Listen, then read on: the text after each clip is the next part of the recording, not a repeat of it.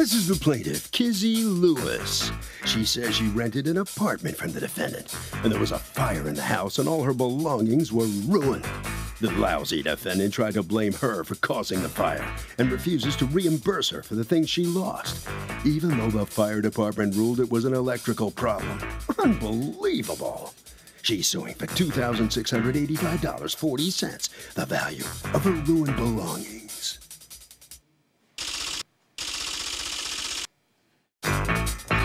This is the defendant, Terrence Locke. He says the plaintiff stopped paying rent, was using the system to live for free while an eviction process took place. And despite of all that, he's sorry her things were ruined by a fire. A fire, which was not caused by faulty electrical wiring, by the way. He tried to help this young girl out, and look what happened. He's accused of burning up a tenant.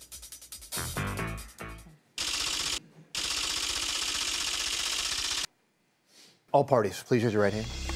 Be seated. Come to order, please. Litigants have been sworn, Your Honor. Thank you, Douglas. You're welcome, ma'am. Okay, Kizzy Lewis, Yes. you are suing Terrence Locke, your former landlord, for $2,685.40 in your damaged belongings, pain and suffering, and remainder of your security deposit that you want returned to you because there was a fire. Tell me about it. Yes. So I had got a missed call from my sister, and then I got a text saying that... Is this your sister? Yes. Okay. I got a text saying that the house was on fire. Okay, you put that on hold, and let's hear from the sister. What did you note? What did you see? We didn't see anything. Me and my nephew was inside because I babysit him basically every day. I just finished making breakfast for him, and then there was a knock on the door. When I opened the door, there was a little boy, and I asked him what was the problem. He said the roof was on fire. So I got my nephew out, me and him went out, and then the next door neighbors called the fire department, and I had called my sister to tell her. All right, and then, so you're standing outside watching. Yes. And what do you see? I see the roof over my sister's house, the part was burning. The fire was getting like bigger smoke. and bigger. But Smoke. did you see actual Fire. flames, or you couldn't see flames. flames? The flames started to come up, and it started to move over to the next house. Oh, good Lord. So did it catch on fire? No, it was just smoke for the next house. All right. So the fire department comes, how many fire trucks? I'll say about 2 or 3 And came. And then what did they do? Just They went straight inside. go They nuclear checked. and yeah, rip everything up? They ripped off everything in the room. So what happens? All of your belongings get burned? Yes. And when do you get there? I got there like around 5, and I went inside, and I just saw the like basically the ceiling like on the bed where my son did sleep. So it was very hard for me to just be inside the room to know that like something, if that little boy didn't just knock to let my sister know that my room was on fire, that something could have went totally wrong. Okay, well, I'd like to think that you would notice that there was a fire going on eventually because people would knock on your door and the fire trucks would come. And when the firefighters went inside the room, the remark to me when they came out was, when you inside the room, you don't smell anything. You don't see anything, you don't smell anything at all. So that's why me and my nephew we didn't know anything was happening. How did the kid who knocked on your door find out there was something going on? He must have seen from outside. Yeah, he saw it from outside. Everybody else saw from outside, but from inside the house, you couldn't tell anything was happening. So what happens? You go in and what do you see? I go in, I see a hole through my roof. I see like the wood, the ceiling just basically on my bed. My TV just smashed. My whole room just rearranged. Like I just did like a whole bag of laundry. Like all that is just under rubble. And do you have pictures? Yes. Okay. Here, I think I've got them up here. Is this your room? Mm-hmm. Yes. What's the thing in the center? That's a cable wire. That's white thing. My conditioner. That's my conditioner. Okay. Your conditioner survived? Looks like a candle. Wow, this is the ceiling above you? Yes. Did they issue a report and find a cause for the fire? Yes, they did. Let me see. They ruled it electrical malfunction, electrical wiring. Malfunction of electrical wiring. Okay, but why? Like, do they know what happened? They didn't really say when I was there. Can I see the report? Yeah. On the paper, it says that it was ruled electrical. It was electrical wiring, electrical malfunctions. Okay, hold on. Cause of ignition. That's what starts the fire. It says under investigation. Is there a subsequent report? I have a report. A follow-up or from a different expert? I have a report from my adjuster who got it from the from the company who does my insurance. Got it. Who says there was no cause. They couldn't find a cause. Well, there's a cause. They just can't find it. Well, all right. Why? Factor contributing to ignition, electrical failure, malfunction, or other. That's kind of saying they don't know what caused it. And something caused it. Not electrical cause. Reference is made to the above. Please be advised we are the public adjusters representing Mr. Locke. Mr. Locke Insurance Company, Liberty Mutual, sent a fire Now, give me the fire investigator's report. I'm not going to take this. You could have typed this, and by the way, there's some misspellings in the adjusters. I mean, I need the fire report from the adjuster. You said there was another fire report? That is what he gave me in the last minute, and I ran and got $125 to go into the fire department to get the original report. You know how easy it would be for him to get it from the fire investigator? Because I know what the fire marshal from Liberty Mutual said to me. He's not a fire marshal. He's an investigator for Liberty Mutual. Who's been doing this for 30 years. And he told me. Oh, that's great. Can I hear from him and not you and not the adjuster? I want to hear from him. I want to see his report. Unfortunately, at this time, Judge. Right, maybe we'll be able to take a recess and get you access to a phone and a computer and you know, someone from our staff, and maybe we'll be able to get it. Let's put a pin in that a second. So you come home, and what happens? I come home, and I was crying, and he was trying to apologize for like what happened, and I didn't want to hear it because when I was at work, like I felt he basically was trying to blame me for the fire. How was he blaming you for the fire? He's like, oh, I felt like he's kind of blaming me because he was like, oh, there's a fire. Somebody told me that there's a fire coming out of your room. Can you check it out? Can you check what's happening? That's precautionary. What is he supposed to do? I understand, but. Okay. I mean, you know, because it kind of was right above your room. I mean, that's not, can you please go check it out, is not blaming you. At that moment, I didn't know that. At that moment, I did not know that. Okay. I just assumed, because she said, like, the house was on fire. So I'm assuming, like, the top floor, not exactly the roof over my room. Okay. So, you know, So you didn't want to hear him saying, gee, I'm so sorry this happened, and then what happens? No, because, I mean, to say when you text me, you could have asked me, was everybody okay? Right. Stop and listen. You move out, obviously. And today what you're suing for is your bed, 2 dressers, your clothes and shoes, the television, the remainder of your security deposit. What does that mean? Why not your whole security deposit? Had you not paid rent? I did. No, I was living on my security deposit. You're not supposed to do that. He told me to keep my money, and then I was going to live out the security. I was going to live out my month's security. Well, he was giving me a 30-day notice. Did you tell her that? No. I can't imagine. I didn't tell her anything because I told her I couldn't take any more money from her legally because I started an eviction. Because you started eviction, you wanted, but why did you start the eviction? Because of her and her sister. I was nice enough to move them in. When she came to me with her mother at her young age, when I checked her credit report, it was very low. She had a hand-me-down job working at some fast food restaurant or what have you. So I said, you know what? You have your son. This is not what I'm really going to do, but being that you came with your mother and you said your back was against the wall, I helped you and moved her in, being a nice guy. But weren't you charging rent? She paid rent for about 3 months on time, and then after that, it was give me this when she wanted to. She had the nerve to go on vacation when the rent day was 2 days. She called me. I kept calling her, where's the rent? You know, she tells me, well, I'm on vacation and I can't get good phone reception. I'll see you when I get back. And that's when I started. I said, you know what? I've had it with her. I've had it with her sister moving in. People are complaining that she's doing things in the house. Who? Just other people that live there that I don't even want to. What in the house? One time, she obviously burnt something in the kitchen. Who did? The sister, and you know she took the fire extinguisher out of the hallway and hid it because it was going off. I came there. You don't mean the fire extinguisher, you mean the fire alarm? The fire that makes the noise. Alarm. Yeah, alarm. I couldn't find it. I questioned her about it. She denied it. There were so many other issues because, there's other people in the house. She was moving people's food out the refrigerator. Her sister just, I didn't rent to your sister. I don't even want her there. That's you he's talking about? That's me. Okay, so go ahead. All right, so once she's 2 days late and is on vacation and hasn't paid the rent, you've had it, so you file the eviction. Exactly. Okay. I'm not nice. So guy. you're proceeding with the eviction. That's when the fire happens? The fire happened, I think, about 2-3 months after that. I got a call. Oh, so did she pay rent any of those months? No. Oh, so how long was she there without paying rent? Probably about 3. Is that accurate? No. Okay. No. Do you have proof of the last rent payment that you made? I have a text message. Let me see your phone.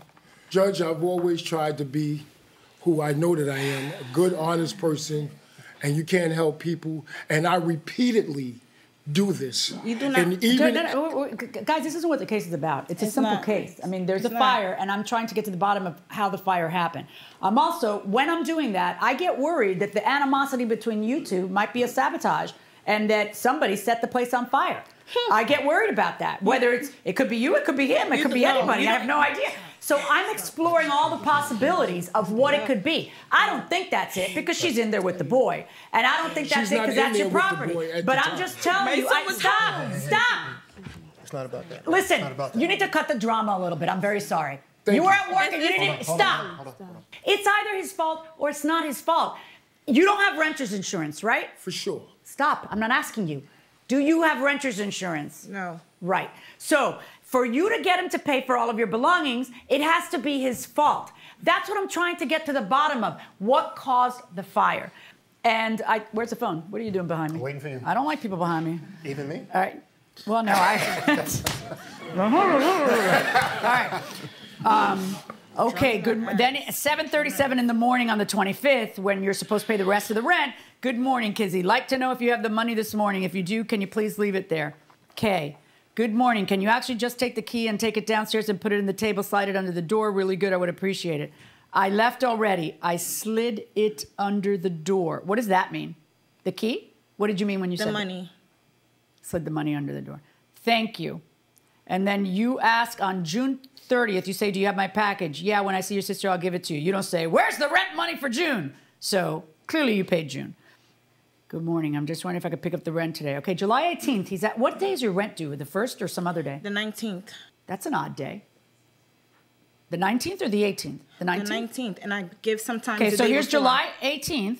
He says, good morning. I'm just wondering if I could pick up the rent today or tomorrow. And if tomorrow, what time? Good morning. I knocked on your door. I'm trying to pick up the rent. I will not be home till Saturday. You need to call me and tell me a situation and not text me. That's not what people do. To live in somebody else's house, you have to pay rent. You have to be more responsible. I'm waiting for a phone call from you so you can explain why I have to wait a whole week for my rent. Okay, this is not becoming really nice to me. I'm not feeling good about it. I think you got to the point where you think you can do whatever that you want in my house. He puts little asterisks. He doesn't actually say the whole word.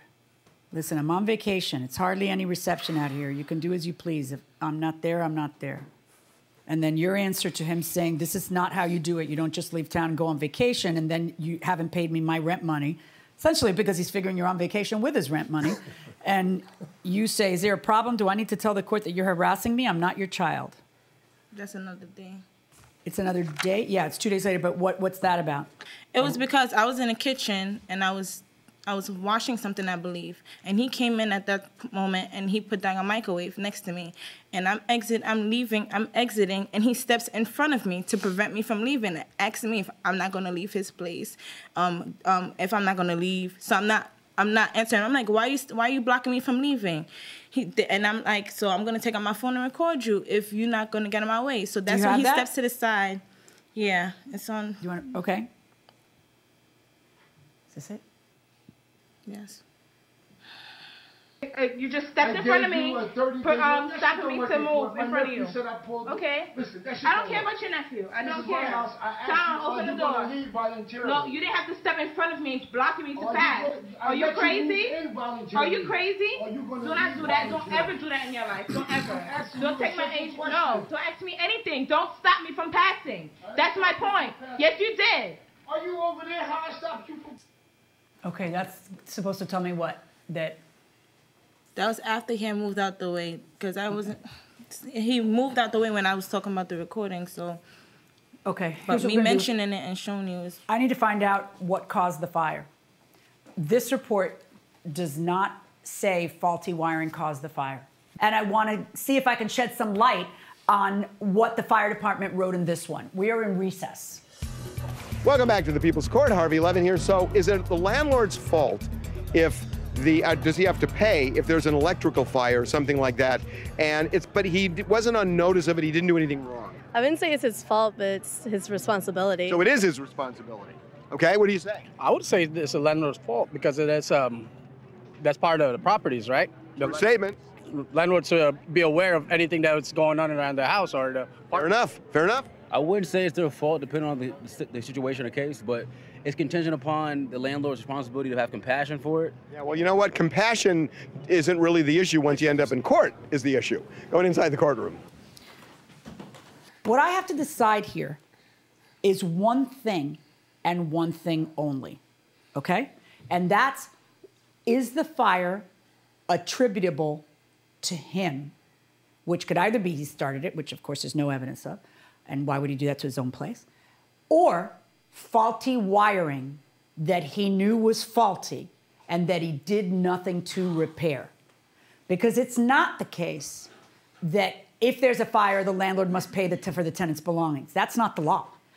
You have to be able to point to something that he did, repairs on a roof that he never took care of, and that's what caved, or, repairs on electrical he had noticed were a problem, and yet he did nothing about it.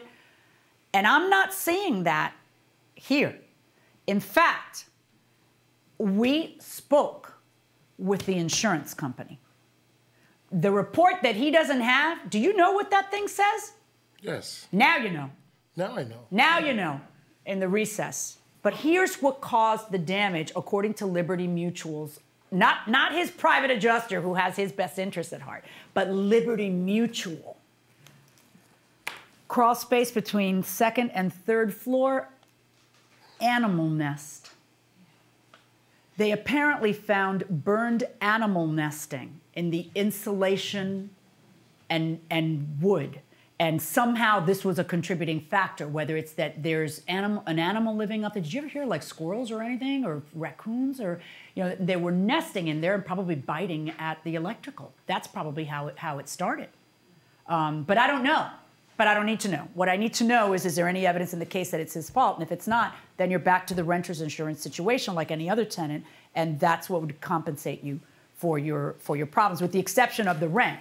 Because whether or not it's your fault, if you can't provide a habitable place for her from August 14th through August 19th, then you have to return the security deposit, the remaining portion of that security deposit. So as to her lawsuit against you, for the reasons I've described, you owe her $125 for the remainder of the rent. That's my verdict. Good luck, folks.